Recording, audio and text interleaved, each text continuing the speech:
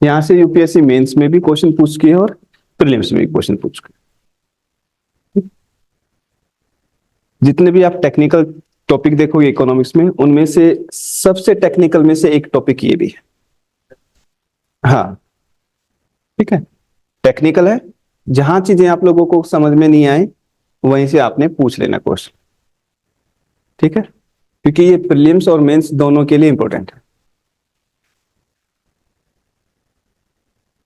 प्रणाम।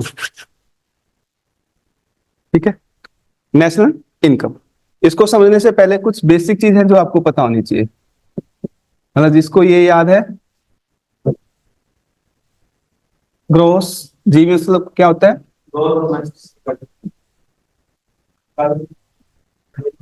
D four,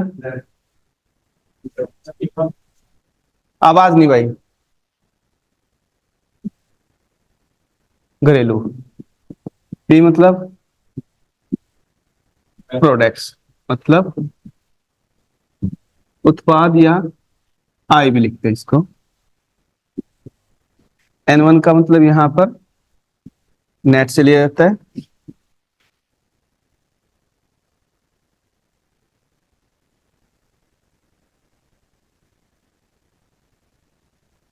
N to national, net means शुद्ध या विशुद्ध या नीवल, कोई भी वर्ड्स आ सकता है हिंदी में। नेशनल का मतलब यहां राष्ट्रीय से। एमपी का मतलब यहां मार्केट प्राइस से। मार्केट प्राइस मतलब बाजार कीमत। एफसी का मतलब फैक्टर कॉस्ट, साधन लागत।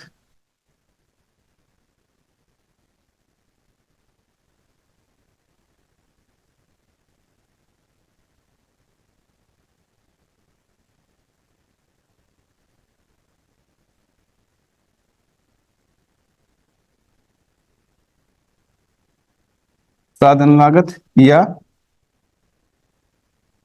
कारक आय, एक ही बात है। और एक वर्ड है आपका NFIA, नेट फैक्टर इनकम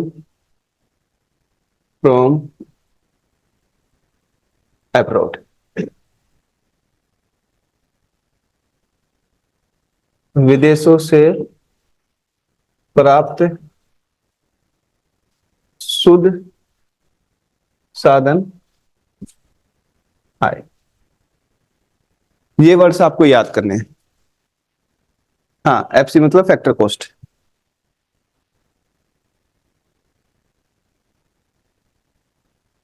जल्दी से हाथ चला लो।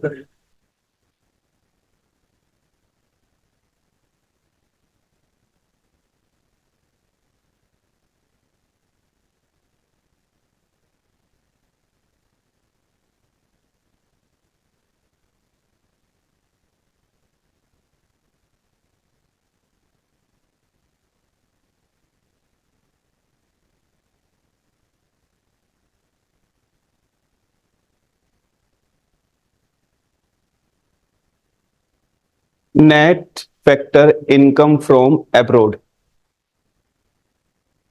विदेशों से प्राप्त शुद्ध साधन आय।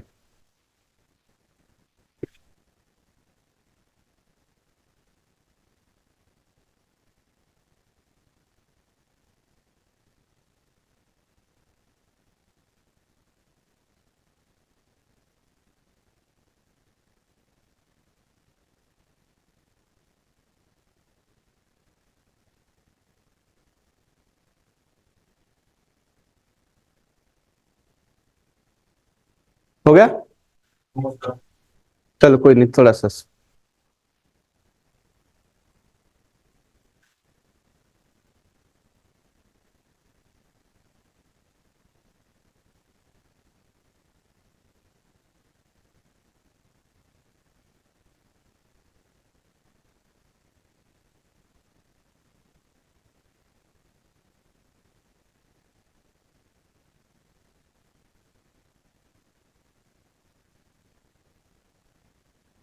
Net factor income from abroad, विदेशों से प्राप्त शुद्ध साधन आय।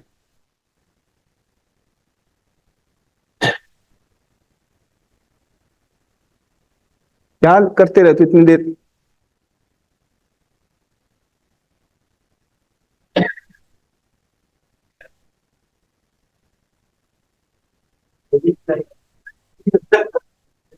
नहीं, ये मत लिख।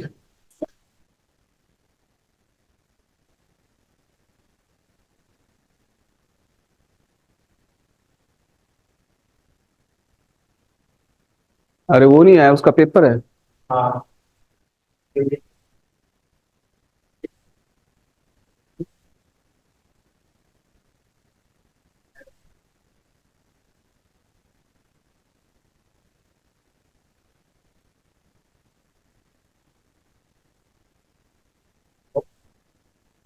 फ्रॉम एब्रोड, विदेशों से प्राप्त शुद्ध साधन आय।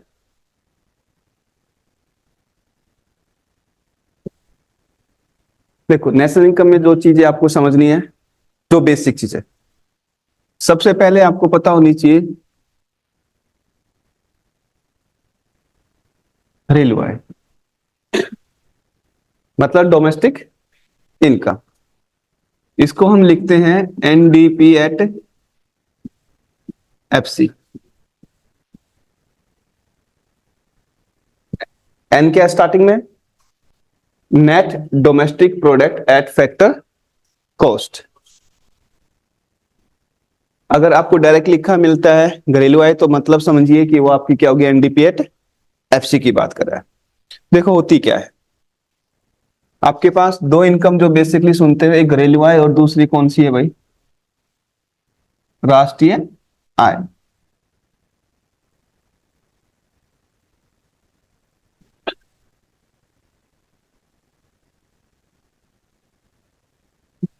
ये हम मान लेते हैं कि ये इंडिया है, ठीक है।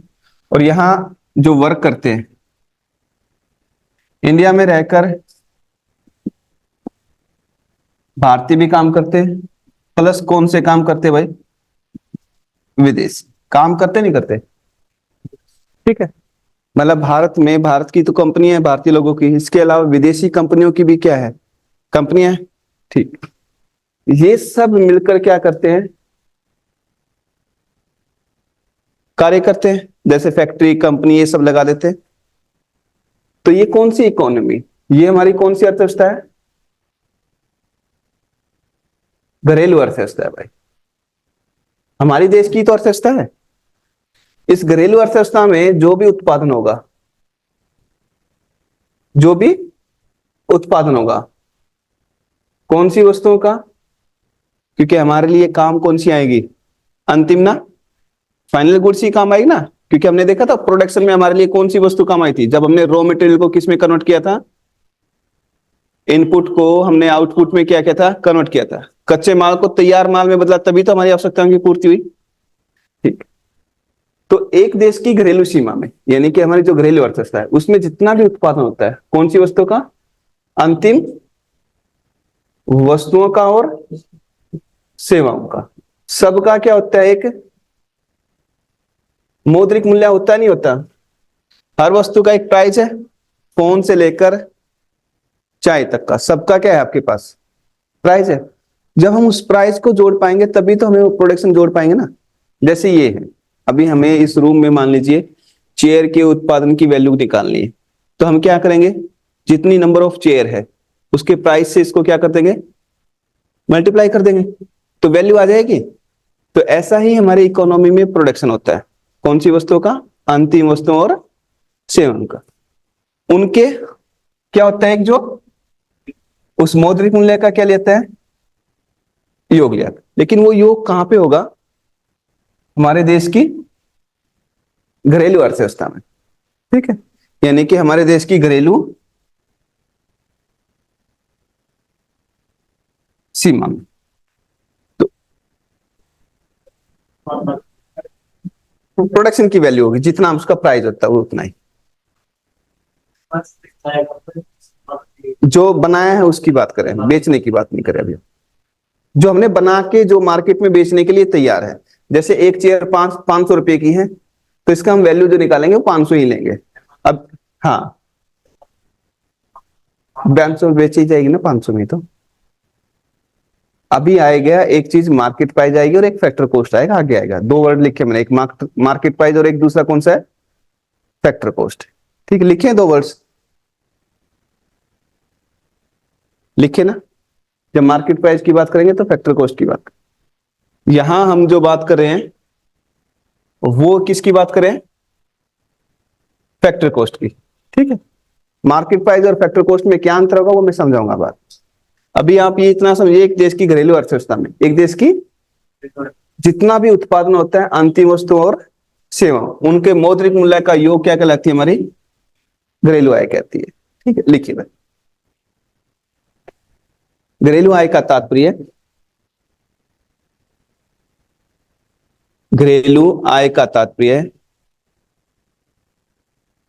एक देश की घरेलू सीमा में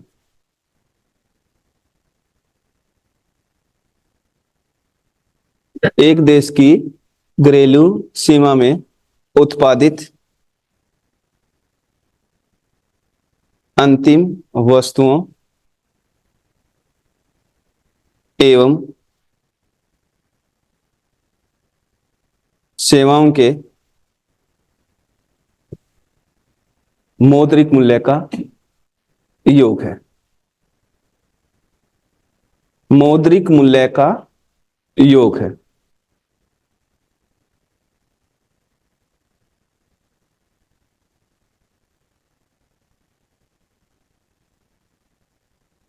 किसका योग है, मौद्रिक मूल्य का योग। अब बात ये थी, हमने एक वर्ड लिखा है यहां पर,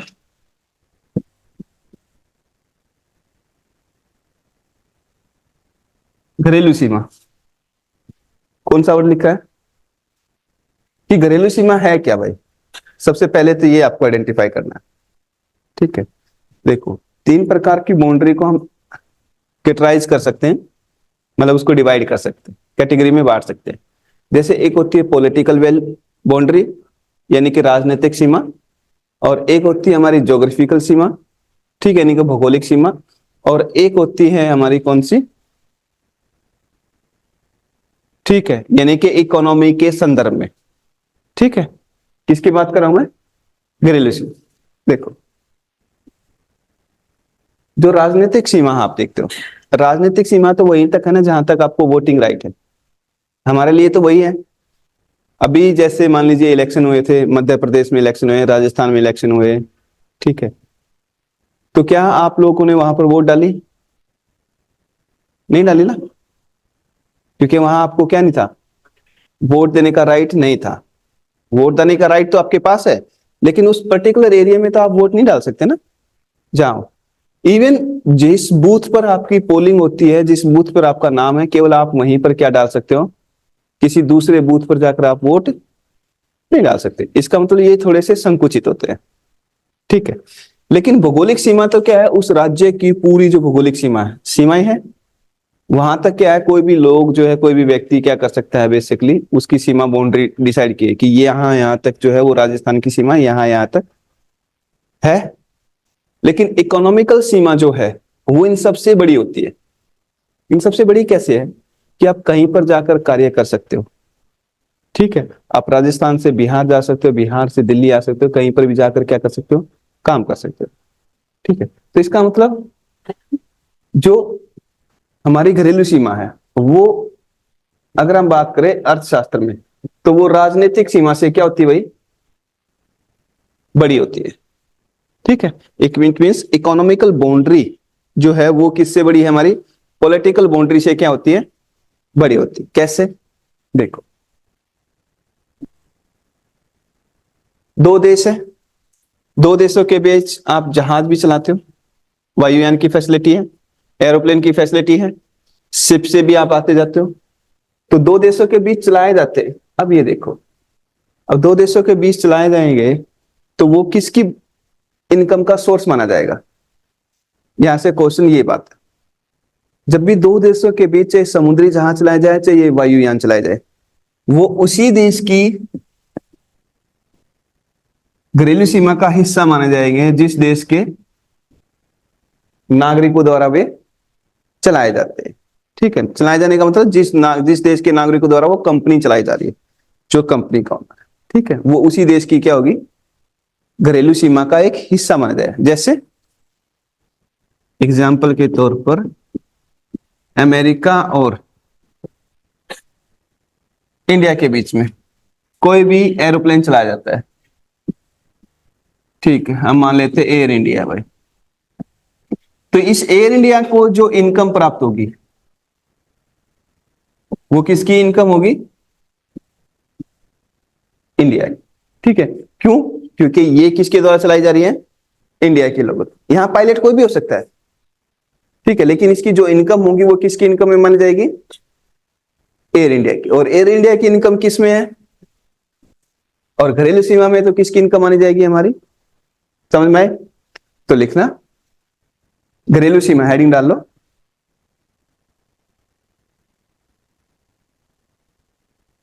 घरेलू सीमा।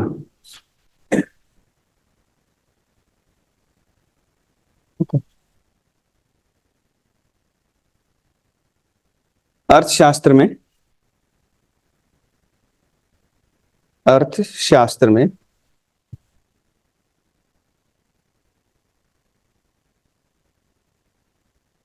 अर्थशास्त्र में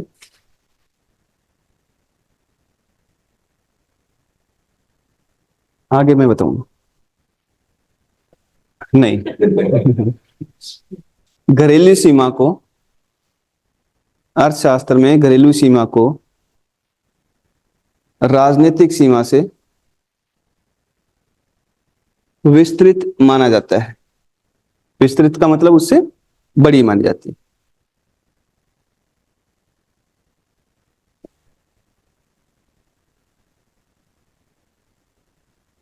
क्या मानी जाती है, विस्तृत मानी जाती है। विस्तृत मतलब बड़ी, विस्तार का मतलब होता है आगे बढ़ना, ठीक है, विस्तृत मानी जाती है, ठीक है, जिसमें निम्नलिखित को शामिल किया जाता है। निम्नलिखित को क्या कहता है भाई, शामिल किया जाता है।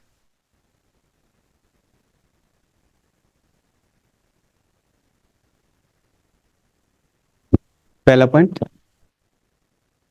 जैसे दो देशों के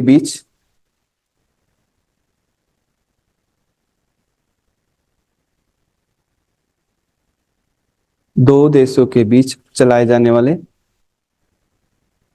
समुद्री जहाज तथा वायुयान उसी देश की घरेलू सीमा में माने जाएंगे। दो देशों के बीच चलाए जाने वाले समुद्री जहाज तथा वायुयान उसी देश की घरेलू सीमा में माने जाएंगे जिस देश के नागरिकों द्वारा वे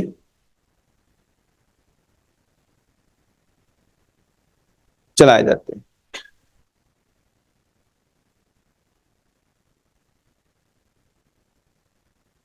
जिस देश के नागरिकों द्वारा वे चलाए जाते हैं।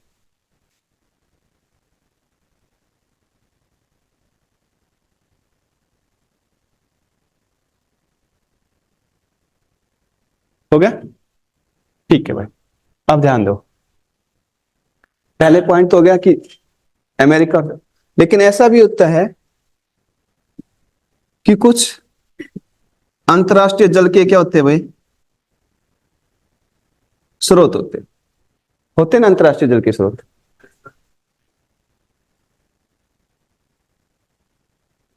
जैसे आप समुद्र की दूरी को मेजरमेंट करते हो, ठीक है, पहले 12 नॉटिकल माइल्स, फिर 200 नॉटिकल माइल्स, उसके बाद जो होता है वो कौन सा हो जाता है, अंतरराष्ट्रीय जल के सोर्स। ठीक है, अब अंतरराष्ट्रीय जल के सोर्स से भी आप क्या निकाल सकते हो भाई, तेल, गैस या मछली पकड़ सकते हो सकता है ना ऐसा। तो इसमें जो भी कार्य है जिस देश के नागरिकों के द्वारा किया जाएगा, देखो ये हमारी पॉलिटिकल बाउंड्री तो है नहीं, ना हमारी ज्योग्राफिकल बाउंड्री है। लेकिन ये अंतरराष्ट्रीय जल के स्रोत में भी तो हम इकोनॉमिक एक्टिविटीज करते हैं, और जहां इकोनॉमिक एक्टिविटीज हमने की है तो वो हमारी कौन सी सीमा का हिस्सा होगा? घरेलू सीमा का। ठीक है, तो लिखना अंतरराष्ट्रीय जल के स्रोतों के अंतर्गत, अंतरराष्ट्रीय, दूसरा पॉइंट, अंतरराष्ट्रीय जल के स्रोतों के अंतर्गत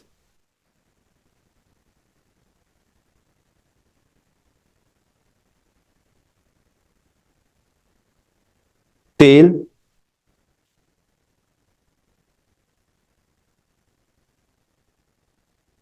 गैस तथा मछली पकड़ने वाली नौकाएं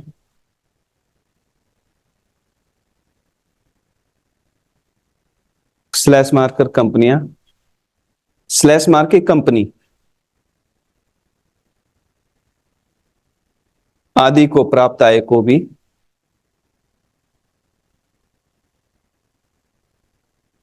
घरेलू आय का हिस्सा माना जाता है।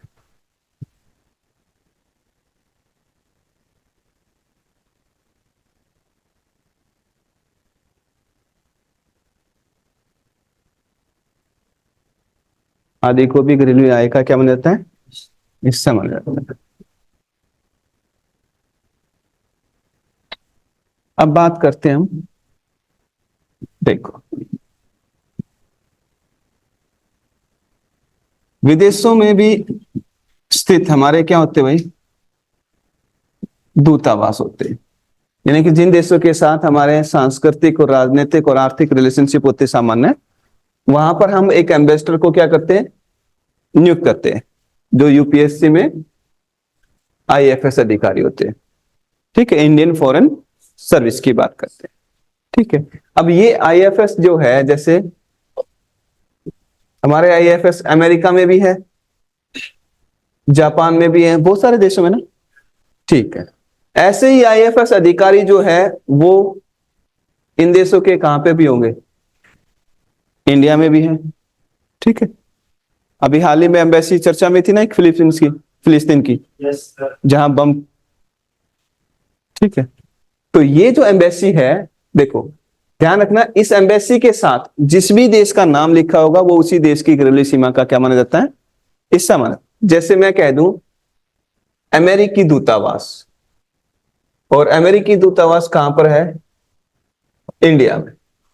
ठीक है, और इन लोगों को क्या मिलती है भाई? आय मिलती है, होगी ना?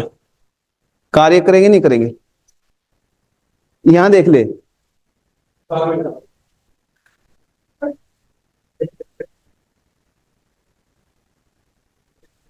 आगे ना बैठाओ, सारा बार बैठा दूंगा। ठीक है, ध्यान देना, किसकी बात कर रहा हूं मैं? दूतावास की। मैं लिख देता हूं इंडियन एम्बेसी। ठीक है, क्या लिख देता हूं? या मैं लिख देता हूं अमेरिकन एम्बेसी। ठीक है, अब देखो अमेरिकी दूतावास में भारत के लोग काम करते हैं, तो उनको क्या मिल रही है भाई? आय मिल रही। तो ये किस आय, किस देश की आय का हिस्सा होगा? नहीं होगा, क्योंकि दूतावास किसके भाई? अमेरिका। ध्यान देना, घरेलू आय की जब हम बात करेंगे, किसकी बात करेंगे?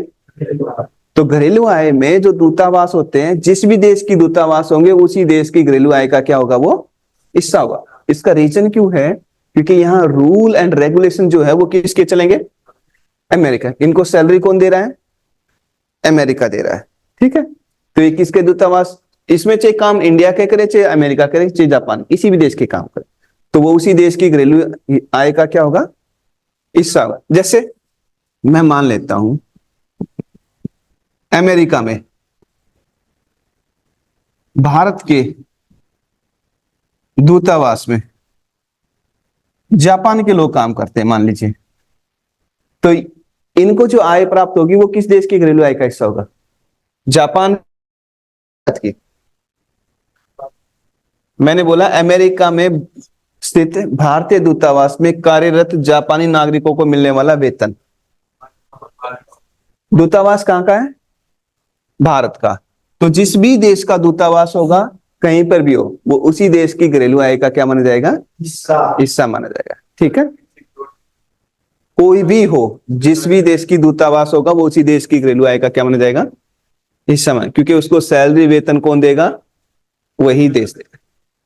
क्या बेस उनकी सिक्योरिटी जो होती है, जो बाहर की सिक्योरिटी, वो दूतावास में नहीं, बाहर की सिक्योरिटी कर रहे हैं, अंदर जो भी उस दूतावास में होगा वो उनको उन्हीं की वो, ठीक है, लिखना भाई। विदेशों में स्थित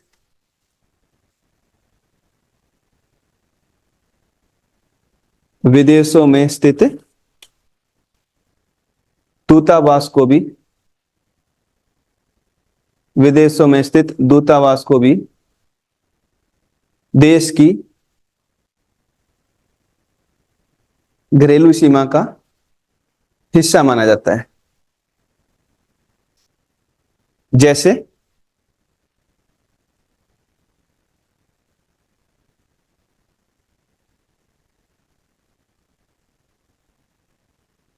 क्या क्या माना जाता है, हिस्सा माना जाता है। जैसे जापान में स्थित भारतीय दूतावास में कार्यरत जापान में स्थित भारतीय दूतावास में कार्यरत जापानी नागरिकों को मिलने वाला वेतन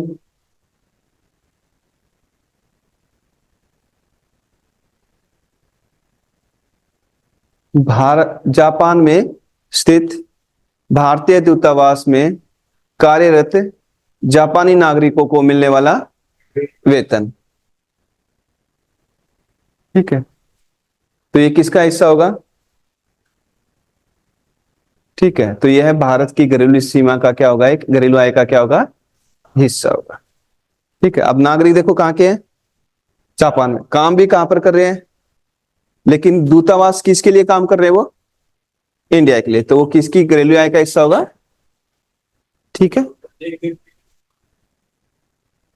एक देश का किसी देश में एक ही दूतावास होता है, हाँ एम्बेसी एक ही बनेगी एम्बेसी, उसमें काम करने वालों की संख्या अलग अलग, क्या सामान्यतः जो है वो राजधानी में ही होते हैं दूतावास, क्योंकि वहां उनके पॉलिटिकल रिलेशन होते। अब देखो भाई कौन सी आय थी ये, घरेलू आय, और घरेलू आय में किस किस की आय शामिल की थी हमने, भारतीयों की भी और विदेशियों की भी शामिल थी ना, क्योंकि विदेशियों की क्या थी, भारत में क्या है भाई, कंपनी भी है, वो भारत में क्या करते हैं भाई, कार्य भी करते हैं, ऐसे भारतीयों की भी क्या है, कंपनी भी है और वो भारत में क्या करते हैं भाई, तो इनकी आय कौन सी आई थी हमारे यहाँ, प्रॉब्लम क्या है, फिर तुम में से है किसी को,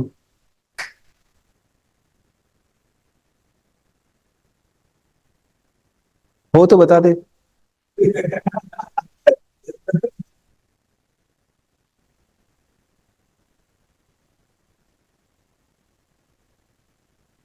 राष्ट्रीय आय, ठीक है, घरेलू आय और राष्ट्रीय आय में, जब मैं राष्ट्रीय आय की बात करता हूं तो यहां राष्ट्रीय का मतलब यहां मैं किसकी बात कर रहा हूं, एक राष्ट्र, और एक नेशनल की बात कर रहा हूं तो नेशनल क्या होगा, इंडियन हो गए, ठीक है।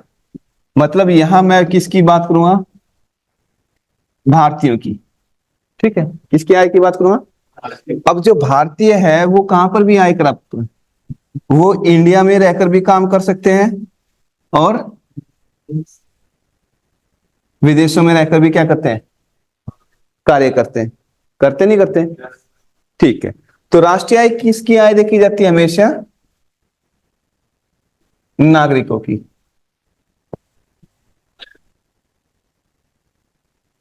ठीक है, और यहां आय देखी जाती है सामान्य निवासियों की भाई, इस इनके भारतीय भी हो सकते हैं और वो, लेकिन नागरिक यहां पर किसकी बात की मैंने, नागरिक यानी कि जिनके पास इंडियन की क्या, इंडिया की क्या है, सिटीजनशिप, उन्हीं की आय की बात करता, ठीक है। तो इसका मतलब मेरे पास घरेलू आय है, इस घरेलू आय में तो किसकी आय थी? विदेशियों की आय थी। ठीक है, अब मैं इस आय को यहां वापस दे दूं और ये यहां से लेके आऊं, तो कौन सी आय बन जाएगी? सिर्फ किसकी आय बचेगी?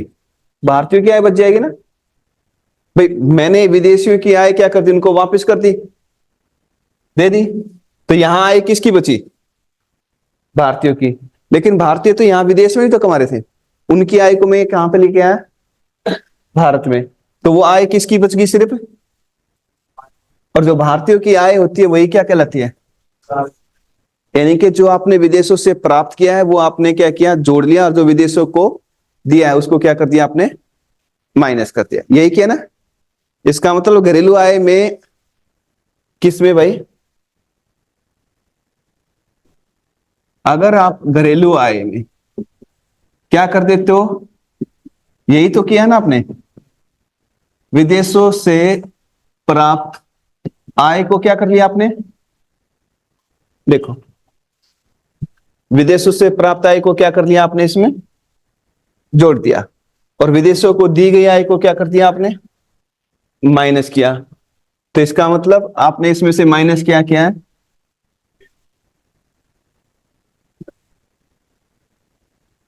विदेशों को दी गई आय। तो वो जो आय बचेगी वो कौन सी आय होगी आपकी? क्या होगी? National income.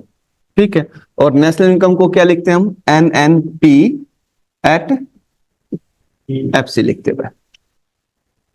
ठीक है, क्या लिखते हैं? NNP एट एन का मतलब यहां पर क्या है? नेट नेशनल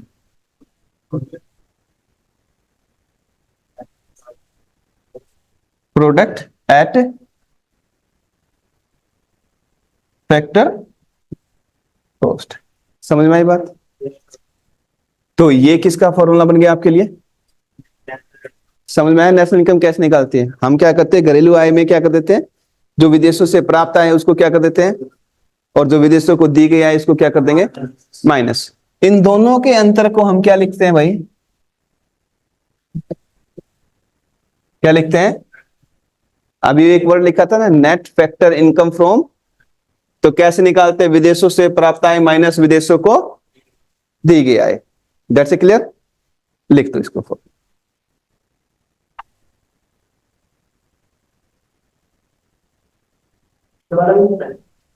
यही लिख ले बेटा।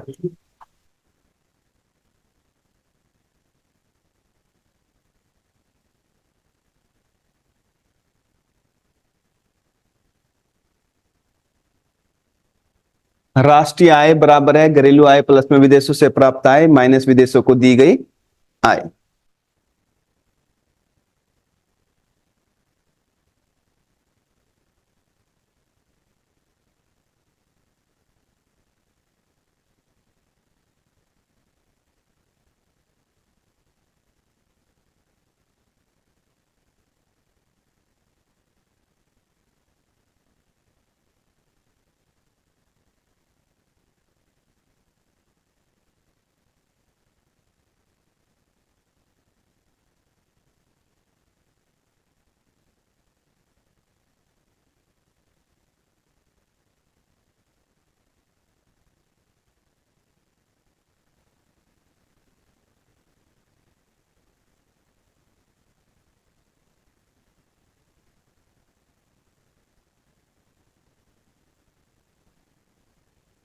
हो गया?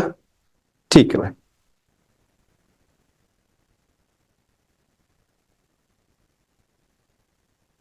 अब बात यहां पर दो वर्ड आए, एक नागरिक और एक कौन सा आया था? सामान्य निवासी। ठीक है, किसकी बात करते हैं? सामान्य। देखो, जो घरेलू आय होती है ना वो सामान्य निवासियों की आय होती है। सामान्य निवासी होता कौन है? पहली बात तो, जैसे आप लोग, आप में से बहुत सारे ऐसे होंगे जो दिल्ली से बाहर से यहां पर आकर रह रहे हैं। ठीक है, तो आप दिल्ली के लिए क्या हो? एक सामान्य निवासी हो। लेकिन जब आपसे आइडेंटिटी कार्ड आपसे देखा जाता है, आधार कार्ड पूछा जाता है, तो आपका क्या होता है? आप उस स्टेट के क्या हो? सिटीजन हो। यहां आपको क्या है, इकोनॉमिकल राइट है ना, इक्वलिटी है हमारे यहाँ। ठीक है, आर्टिकल 19 दिया है, आप कहीं पर भी घूम फिर सकते हो, रह सकते हो, कुछ भी कर सकते हो। ठीक है, आना जाने सबकी आपको आर्टिकल 19 के तहत दिया गया अधिकार। ठीक है, वो स्वतंत्रताएं जो जब दी गई है तो उसमें क्या है कि आपके पास एक पॉलिटिकल राइट नहीं दिया गया आपको वहां पर। ठीक है, कि आप कहीं पर भी इलेक्शन हो जाकर वहां पर क्या डाल दो, वोट डाल दो, दिस इज नॉट पॉसिबल। लेकिन कहीं पर भी जाकर आप क्या कर सकते हो, कमा सकते हो। ठीक है, तो आप अपने देश में रहते हुए, हम अपने देश में सामान्य निवासी भी हैं और हम अपने देश के क्या है, नागरिक भी। लेकिन कोई विदेशी भी तो भारत में आकर रह रहा होगा ना। ठीक है, सामान्य निवासी क्या होता है, जो भी कोई भी विदेशी जो एक देश में और एक वर्ष से अधिक समय तक वहां पर रह रहा है। ठीक है, और उसके आर्थिक हित उसी देश में निहित है भाई। आर्थिक हित उसी देश में क्या है, निहित है। ये नहीं कि पाकिस्तान से आया, बांग्लादेश से आया, यहां छुपा रहा और 4-5 साल के बाद एक बम बनाकर यहां फोड़ के चला गया। ठीक है, समझ में आई बात। कौन होगा, जो सामान्य निवासी क्या होता है, जो एक देश में एक वर्ष से अधिक समय से वहां पर क्या करता है और उसके आर्थिक हित उसी देश में क्या हो, निहित, अर्थात वो उस देश के आर्थिक कल्याण के लिए क्या करता हो, काम करता हो। यानी कि फैक्ट्री, कंपनी, कहीं पर भी हो, कहीं ना कहीं किसी भी एक्टिविटीज में क्या हो, शामिल हो। वैसे क्लियर, लिखिए सामान्य निवासी, हेडिंग डाल लेना। सामान्य निवासी का तात्पर्य सामान्य निवासी का तात्पर्य उससे है जो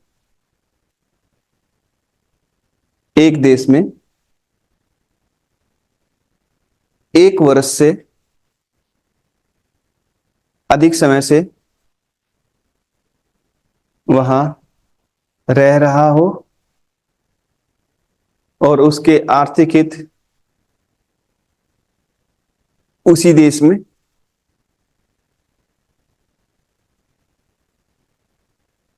रह रहा हो और उसके आर्थिक हित उसी देश में क्या हो, निहित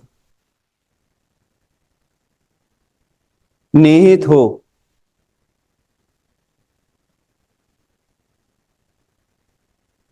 गया। ठीक, अब देखो सामान्य निवासी जो होता है वो एक व्यक्ति तो है ही, लेकिन एक व्यक्ति के अलावा क्या हो सकती है भाई, संस्था भी हो सकती है। जैसे कोई WHO की संस्था भारत में काम कर रही हो, वो भारत के कल्याण के लिए काम है। WTO की कोई संस्था काम कर रही हो या UNO की कोई संस्था काम कर रही हो, तो वो भी क्या मानी जाएगी, उस देश के लिए क्या मानी जाएगी, सामान्य निवासी। ठीक है, तो लिखना सामान्य निवासी एक व्यक्ति के अलावा संपूर्ण संस्था या कंपनी भी हो सकती है भाई। ठीक है, सामान्य निवासी एक व्यक्ति के अलावा संपूर्ण संस्था या कंपनी भी हो सकती है।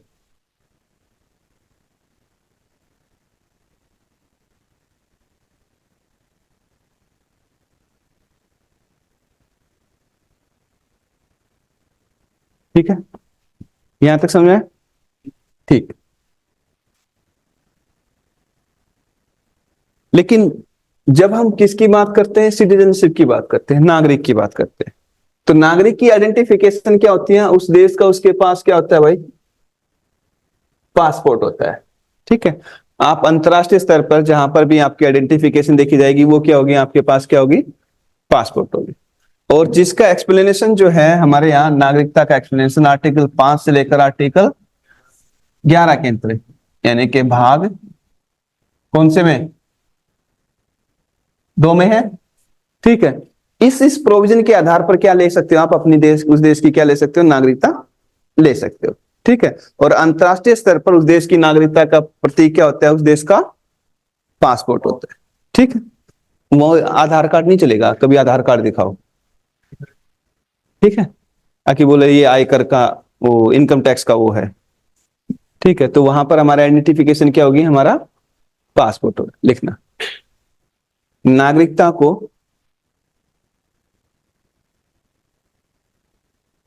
अंतर्राष्ट्रीय स्तर पर उस देश के पासपोर्ट द्वारा दर्शाया जाता है।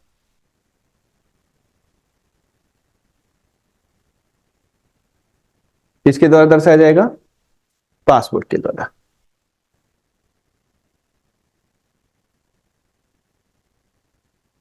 ठीक है, तो सामान्य निवासी और नागरिक में अंतर समझ गए? ठीक है, क्या होगा?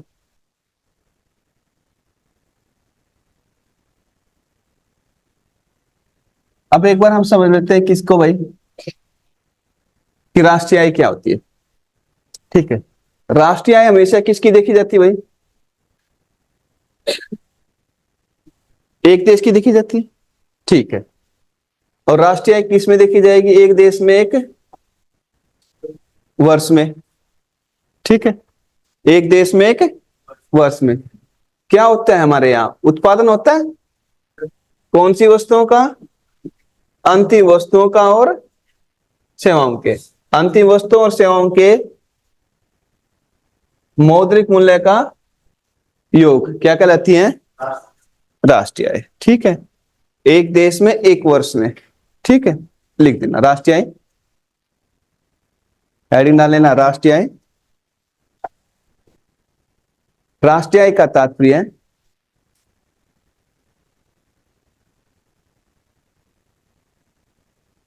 राष्ट्रीय आय का तात्पर्य एक देश में, एक लेखा वर्ष में